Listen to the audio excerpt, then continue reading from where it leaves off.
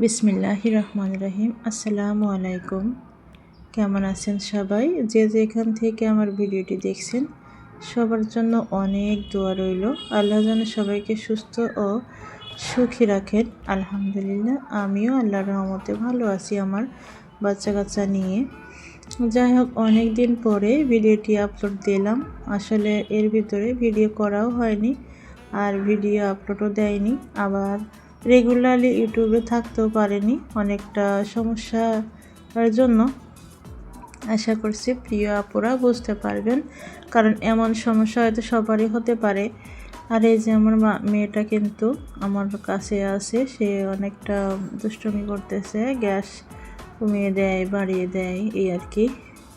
তার সাথে যুদ্ধ করতে করতে আমার কাজকর্ম শেষ করতে হবে, তাই সকাল থেকে ভিডিওটি শুরু করেছি। আশা করছি যে যেখান থেকে আমার ভিডিওটি দেখছেন প্লিজ একটা লাইক দিয়ে ভিডিওটি কন্টিনিউ করবেন। আপনাদের একটা লাইক আপনার মতো আরও প্রিয় আপুদের কাছে আমার ভিডিওটি পৌঁছে দিবে, যার কারণে আমার ভিডিওটি তারা দেখে নিতে পারবে। যদি ভালো লাগে অবশ্যই সাবস্ক্রাইব করে নেবে। যাই হোক, আমি সকালবেলায় দ্রুত গতিতে কিছু রুটি ভেজে নিচ্ছি হালকা করে। পরবর্তীতে বাচ্চারা থেকে উঠলে এটা আমি পরোটার মতো তেল দিয়ে ভেজে দেব, আর একটা ভাজি করে নেব। জানি না কে কেমনভাবে দেখবেন।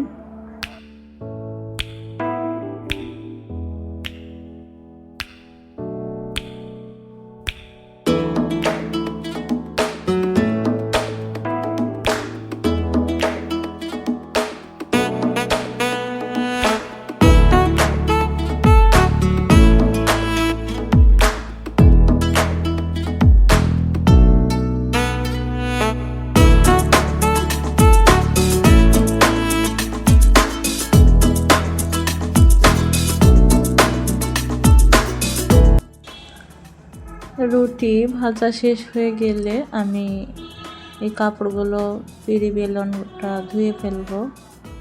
আর এখানে চুলা হালকা করে মুছে দিচ্ছি, যেহেতু দুপুর রান্না করব। তারপরে কিন্তু আমি সুন্দর করে মাজনি দিয়ে মেজে নেব। এখন যে গুঁড়োগুলো পড়েছে সেগুলো আমি আর কি একটু ছেড়ে নিচ্ছি। আসলে নারীরা কাজ করতে করতে কত কাজ করে, কত ক্লান্ত হয়, তারপরেও কিন্তু কারো মন পায় না। যাই হোক, আমার অনেকগুলো প্রিয় প্রিয় আপুরা অনেক ভালোবাসা দিয়ে অনেক ভালো কমেন্ট করেন আর অনেক সুন্দর করে রান্নাবান্না করেন। সবার জন্য অনেক ভালোবাসা। যারা আমার ভিডিওগুলো দেখেন এবং ভালো করে কমেন্ট করেন তাদের জন্য অনেক দোয়া রইল। যাদের ভালো লাগবে প্লিজ একটা লাইক দিবেন, আর যারা নতুন দেখবেন সাবস্ক্রাইব করে পাশে থেকে যাবেন, যাতে করে আমি বুঝতে পারি। আর একটা কমেন্ট করবেন যাতে আমি বুঝে নিতে পারি যে আপনি আমার সাথে আছেন। পরবর্তীতে আমিও যে আপনার ভিডিও দেখে আসবো এবং সাপোর্ট দিয়ে আসবো। আর এই যে আমি সেটা তরকারিটা বসিয়ে দিয়ে আমি কিন্তু ঘরে চলে এসেছি। ঘরে এসে আমি মশারিটা বেডটা সুন্দর করে গুছিয়ে নেব। আসলে কম্বল শীতের সময় তো অনেক প্রয়োজন, তাই আমি খাটের উপরে রেখে দেব ভাঁজ করে। আর আজকে একটা দিন অনেক শীত পড়তেছে, এই কারণে কিন্তু ভিডিও করতে ভালো লাগতেছে না, তাই ভিডিও শেয়ার করি না। খুব শীত, শহরে আসছি তারপরেও না একটু শীত পড়ে। জানালাগুলো তো খুলি না, সবসময় বন্ধ রাখি। আর আজকে তো রোদই বের হচ্ছে না, আজকে সকাল থেকে অনেক কুয়াশায় ঢেকে আছে, রোদ নাই। কিছু কাপড় ধুয়েছিলাম সেগুলো কিন্তু নেড়ে দিয়েছি বারান্দায়। ছাদে জায়গা থাকে না, অনেক লোক অনেক কাপড় ধুয়ে দিয়ে নেড়ে দেয়। আর আমরা তো এখন রেগুলারলি থাকি না, এর জন্য আসলে তেমনটা রশি টসি টানানো হয়নি।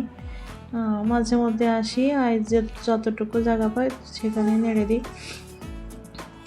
আর আজকে কালকে অনেকগুলো কাপড় ধুয়েছিলাম, কালকে ধুয়েছিলাম, আজকে কিন্তু অনেক কম, এই জন্য ছাদে যাওয়া হয়নি। এই যে আমি বেডটা সুন্দর করে টান টান করে নিচ্ছি। আসলে একদিক দিয়ে গুছাচ্ছে আর অন্য দিক দিয়ে আমার মেয়ে কিন্তু টেনে দলা করে ফেলতেছে। কিছুই করার নেই, একা হাতে সংসার করা, একা সামলানো, বাচ্চা কাচ্চা, রান্নাবান্না সব কিছু। আর এই যে মশারিটাকে আমি মশারির কুশনে রেখে দেব। আর ওই যে আমার মেয়ে কিন্তু আমার সাথে আছে, সবসময় আমার সাথে থাকে। ওর ভাইরা কিন্তু ঘুমোচ্ছে অন্য রুমে, আমি এখানে কাজ করতেছি আর ও আমার সাথে সাথে আছে। আসলে ও আছে বলে আমার অনেক ভালো লাগে, আমার অনেক শান্তি লাগে। দুষ্টুমি করে তারপরেও মেনে নিই, খুব ভালো লাগে। আমার খুব ভালো লাগে। আমার মেয়ের জন্য অনেক দোয়া করবেন। আর আমার কলিজা ঠান্ডা হয়ে যায়। দুষ্টুমিও করে। আসলে মেয়ে না থাকলে মায়ের কদর কেউ বোঝে না। ছেলেরা একদিন বড় হয়ে তারা বড় হবে, চাকরি বাকরি করবে, তাদেরও বাচ্চা কাচ্চা হবে, তারাও কিন্তু একদিন বড় হয়ে যাবে। আর এই যে মেয়েটা এ সারাটা জীবন মৃত্যুর আগ পর্যন্ত মা বাবাকে ভুলবে না। আর কালকে না গত পরশু দিনকের বিছানা চাদরগুলো একটু ভাঁজ করে নিলাম, আর একটা থেরাপি ভাঁজ করে নিলাম। আর এই যে আমি কিন্তু আজকে কম্বলগুলো খাটের উপরে রেখে দিয়েছি, যেহেতু আবার একটু পরে আবার যদি খাটের উপরে শুই তাহলে কিন্তু কম্বল লাগবে। আর এই যে দেখছেন আমার মেয়ে কিন্তু ঝাড়ু বিছানার উপরে উঠিয়ে দিয়েছে। আর এই যে এলোমেলো ওয়ার্ডরোবটাকে একটু গুছিয়ে নিচ্ছি, এই আর কি, যতটুকু সম্ভব একটু গুছিয়ে রাখতেছি।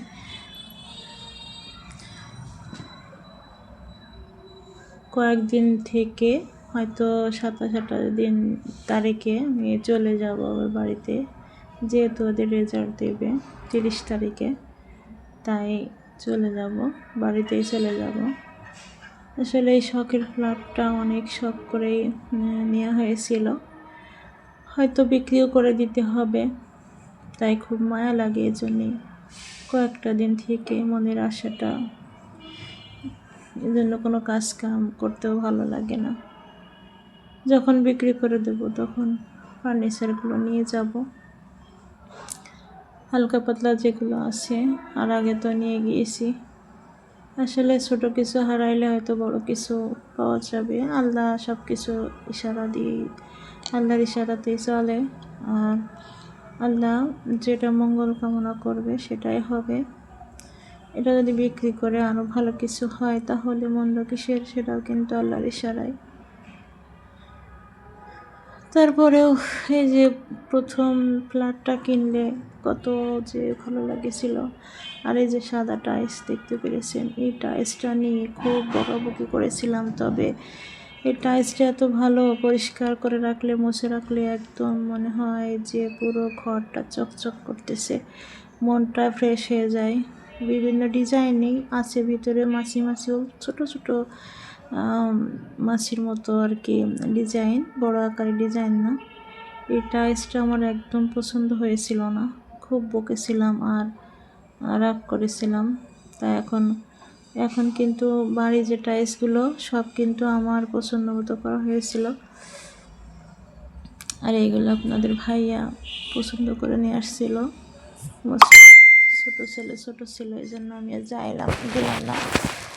যাই হোক, আমার কথার ভিতরে যদি ভুল হয় অবশ্যই ক্ষমা করে দিবেন। এই যে আমার টাইলসগুলো কিন্তু অনেক সাদা চকচক করতেছে, দেখতেই ভালো লাগে।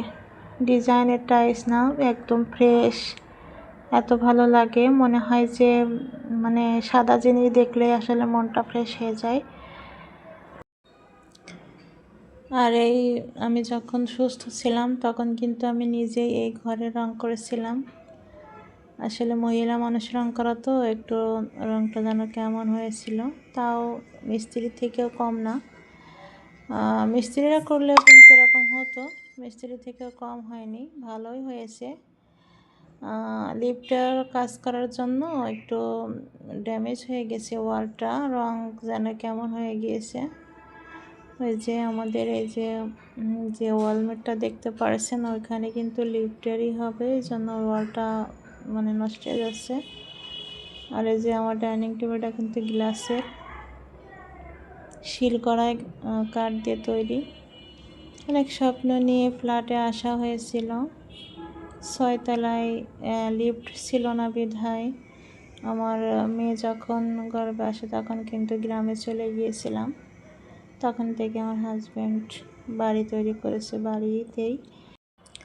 আমার রান্নাঘরটাও কিন্তু অনেক সুন্দর, আর এই যে অনেক শখ করে ক্যাবিনেটটাও করেছিলাম উপরে আর নিচে। ওয়ালেও করার কথা ছিল কিন্তু মিস্ত্রি অনেক শয়তান, সে কিন্তু করে দিছিল না। এই রান্নাঘরটা এভাবে সাজিয়েছি। এখন রান্না করব, তাই একটু অগোছালো আছে, কেউ কিছু মনে করবেন না। সবাই যে যে আমার এ পর্যন্ত আছেন সবাইকে অনেক ধন্যবাদ জানিয়ে আজকের মতো বিদায় নেব। আর যারা নতুন দেখবেন প্লিজ সাবস্ক্রাইব করে পাশে থেকে যাবেন, আর আমার জন্য দোয়া করবেন, আর একটা কমেন্ট করে জানিয়ে দেবেন কেমন হয়েছে আমার বাসা। সবাই ভালো থাকবেন। আল্লাহ হাফেজ। আসসালামু আলাইকুম।